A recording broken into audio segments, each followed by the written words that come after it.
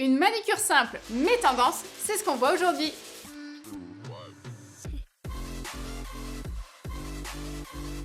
Salut les filles, j'espère que vous allez bien, je suis ravie de vous retrouver. Aujourd'hui, on voit ensemble comment obtenir une manucure ultra tendance, sans vernis, avec juste quelques strass. Pour cette manucure, on part dans un mood très minimaliste et clean. On prend soin de nos cuticules en les repoussant proprement. Toujours avec mon embout en diamant fin, qui permet d'attaquer gentiment sans jamais endommager la plaque ongulaire. Même si ça paraît impressionnant de prime abord, le tout c'est de travailler avec une bonne puissance pour justement ne pas avoir à compenser en appuyant. Il ne faut jamais forcer, si ça manque d'efficacité, le mieux c'est encore de changer d'angle et sa posture. Toujours en tenant notre ponceuse assez couchée. On n'engage jamais la pointe de ses embouts tête la première, ce n'est pas étudié pour, et à coup sûr on se ferait mal. Il existe aussi des embouts moins fins et moins longs aussi, qu'Ongle24 propose sur leur site. C'est vrai que ça rassure plus si vous êtes dans une phase d'apprentissage. Il vaut mieux y aller crescendo et prendre le temps de se familiariser avec ses embouts. Et pour bien travailler, on démarre de la droite vers la gauche, ça permet de suivre comme un fil conducteur et de tracer la voie, c'est plus simple. Et pense toujours à protéger ton visage des particules avant de démarrer une presta. Puis je change d'embout pour une plus petite tête, arrondie et crantée, qui me permet de déloger les dernières peaux récalcitrantes. C'est un vrai bonheur, je ne m'en passerai plus maintenant, franchement c'est bête, mais l'essayer c'est l'adopter. Toujours avec une puissance assez élevée pour ne pas créer de sensations désagréables. Il me suffit ensuite de couper proprement avec ma pince les peaux qu'on a du coup décollées et repoussées au plus près de notre éponychium. Le plus sûr c'est d'avoir une pince bien aiguisée et d'ajuster son angle de prise. Il faut bien maintenir les doigts, ça aussi c'est hyper important. Et toujours demander à ce que la main soit souple, c'est à vous d'orienter le mouvement, nos modèles n'ont pas à anticiper un geste. D'abord parce qu'elles ne savent pas ce qu'on prévoit de faire et parce qu'on pourrait les blesser si elles décident de bouger brusquement. Et même chose, c'est à nous de bouger et de se tourner de sens si nécessaire. Vous comprenez alors pourquoi mon siège est sur roulette. Je ne tiens pas en place quand je travaille. Au besoin, il est possible de gommer les peaux tout autour avec un embout doux à tête ronde. Par contre, je ne m'attarde pas sur une zone trop longtemps. À bonne puissance, c'est ultra efficace, mais ça peut chauffer. Alors même chose, on reste bien à l'horizontale. Et vous voyez les fameux hangnails, ces peaux très dures qui font partie intégrante de l'ongle. Il ne faut surtout pas les arracher, on vient juste les assouplir et diminuer leur aspect avec cet embout. Et comme vous avez sûrement vu dans ma vidéo sur tous mes embouts, il existe plusieurs tailles de tête pour justement adapter selon la nature du soin. Perso, je me contente de 3 tailles, c'est déjà pas mal et ça me permet d'atteindre plein de recoins différents. Ce n'est pas toujours nécessaire, mais je trouve que je m'en sers assez souvent tout de même. Notre ongle avait été préparé, limé et dépoussiéré avec mon kabuki. On peut alors appliquer notre déshydratant qui s'imprègne immédiatement et le primer que je préfère sans acide, disons que c'est mieux pour les peaux sensibles. Le primer me permet de créer un film collant en déposant une petite couche d'adhérence. Bien sûr, ce n'est vraiment pas une obligation, mais c'est toujours une sécurité en plus. Le mieux, c'est d'essuyer son pinceau sur le bord du flacon avant de le poser sur l'ongle, pour ne pas trop en mettre non plus, il pourrait un peu couler. En soi, ce n'est pas grave, mais le but, c'est d'en mettre à peine.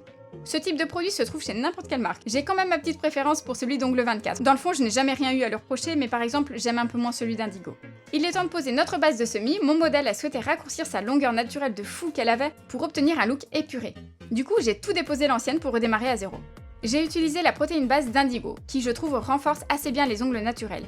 Ce qui me plaît chez elle, c'est qu'on peut créer un bombé même si ça se travaille plus qu'une base classique. C'est aussi du coup un chouïa plus long à appliquer.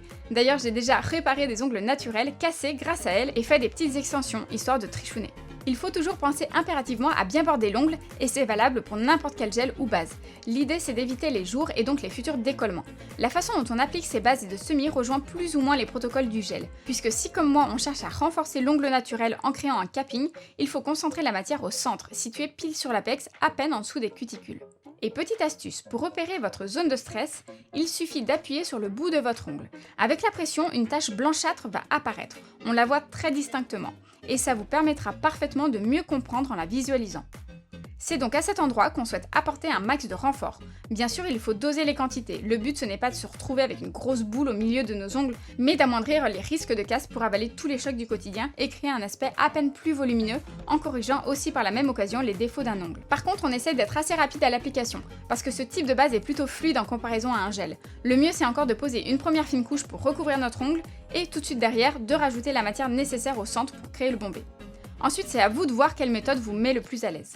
C'est le moment de sélectionner nos strass et on est parti sur un tout petit modèle Aurora, ceux qu'on aperçoit dans le petit sachet. Ils paraissent minuscules mais une fois posés sur l'ongle, on se rend compte que c'est amplement suffisant comme format. Pour fixer vos décors, vous pouvez utiliser un pinceau pour appliquer votre gel sur les zones concernées, mais j'ai trouvé plus simple de recouvrir directement ma base avec mon top coat rubber sans résidu The Gel Bottle. Nous allons répartir nos strass de façon éparpillée mais disciplinée, sur toute la surface de l'ongle qu'on a choisi de conserver naturellement simple et sans couleur.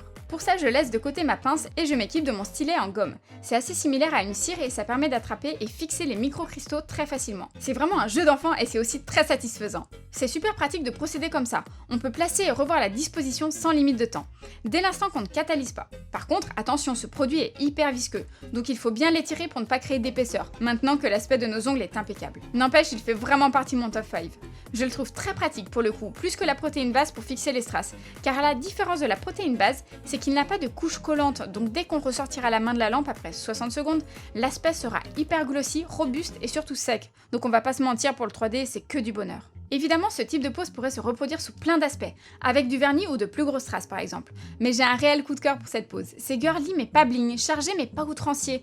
Alors il est certain que dans le temps, ce type de strass vieillira moins bien qu'un semi-lambda, mais il faut savoir se faire plaisir de temps en temps, n'est-ce pas? Il faut être assez généreux avec le rubber top si on veut que nos strass soient bordés et adhèrent pendant plusieurs semaines.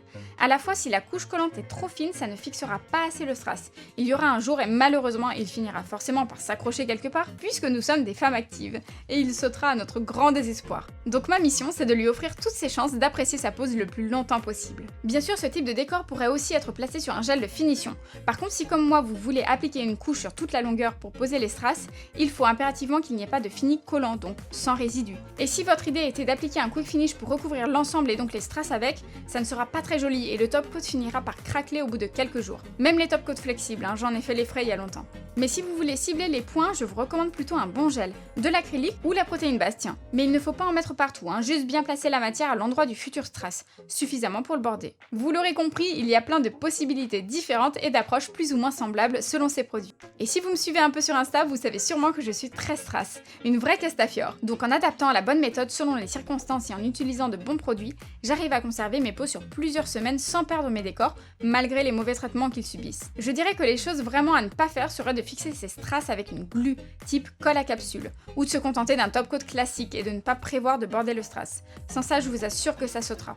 Et le plus droit possible il sera, mieux il tiendra. Donc lorsque je place mon strass, je le pose et j'appuie à peine dessus avec un bâtonnet, un stylet, une pince, tout ce que vous aurez de pratique, histoire de s'assurer qu'il ne soit pas de travers. Déjà, pour s'habituer à porter des strass, c'est pas mal de s'amuser simplement sur quelques doigts avant de recouvrir les 10 et de s'apercevoir qu'en fin de compte, on déteste ou qu'on s'en lasse. La longueur joue un grand rôle, il faut en plus pouvoir assumer le maxi look et la simplicité a parfois du bon. Quant au strass, il faut s'assurer qu'il soit bien brillant, sans poc et identique, sinon dans cette disposition ça se verra tout de suite. À ma connaissance, c'est déjà une taille ultra mini, plus petit je n'aurais pas, ou alors ce serait des cristaux minuscules donc ils ne seraient pas plats, et sinon ce serait des billes, donc rien à voir avec ce qu'on souhaite aujourd'hui. Pour un accès plus rapide et direct à tes strass, je te recommande de les classer par compartiment. Déjà pour les sélectionner c'est plus agréable et aussi la vue d'ensemble permet de vite faire un choix. En attendant, on continue de reproduire le même style sur chaque ongle. Donc je pars toujours du haut pour terminer en bas de l'ongle et bien espacé selon la largeur de mon ongle. Il faut que ce soit assez ressemblant d'un doigt à un autre, sinon ça fera assez étrange. Donc on respecte la même quantité de strass aussi, ça paraît évident, mais quelquefois il est sage de s'organiser, de ne pas partir en freestyle.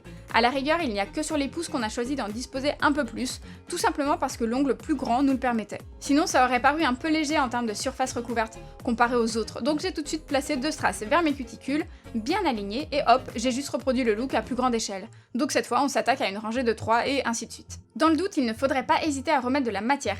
Quelquefois ça peut arriver d'avoir la main un peu légère, mais sans s'y prendre trop tardivement, tout se corrige assez facilement. Et pour les plus gourmandes, on pourrait ajouter autour de chaque strass 4 billes pour former un carré tout autour. Ça donnerait cette fois un aspect nettement moins épuré et plus sophistiqué encore. Même chose sur le dernier, par contre inutile de border l'ongle, ça a déjà été fait et cette couche bien adhérente ne viendra pas à se décoller, donc no stress par rapport à ça. On termine de placer nos derniers strass et on file sous la lampe. En tout cas, vu la matière assez épaisse, le gros avantage, et vous pouvez en témoigner, c'est que ça ne coule absolument pas. Donc nos strass restent plutôt bien en place, c'est très pratique, contrairement à d'autres avec lesquels c'est une vraie pression à devoir se dépêcher parce que tout va finir par glisser et qu'on se retrouverait avec une couronne de strass. Maintenant que nos 10 ongles sont bien secs et brillants, on peut enfin prendre un moment pour apprécier la beauté de cette pose. Finalement ultra soft, recouvert de bijoux. La preuve que nos ongles peuvent se transformer en véritable accessoire de mode. Alors dites-moi en commentaire si vous aimeriez reproduire ou tout simplement porter sur vous-même cette pose ultra tendance. Et voilà, cette vidéo est terminée, j'espère qu'elle vous aura plu. Si c'est le cas, pouce bleu, posez-moi vos questions en commentaire, abonnez-vous et je vous dis à très vite pour une nouvelle vidéo. Ciao!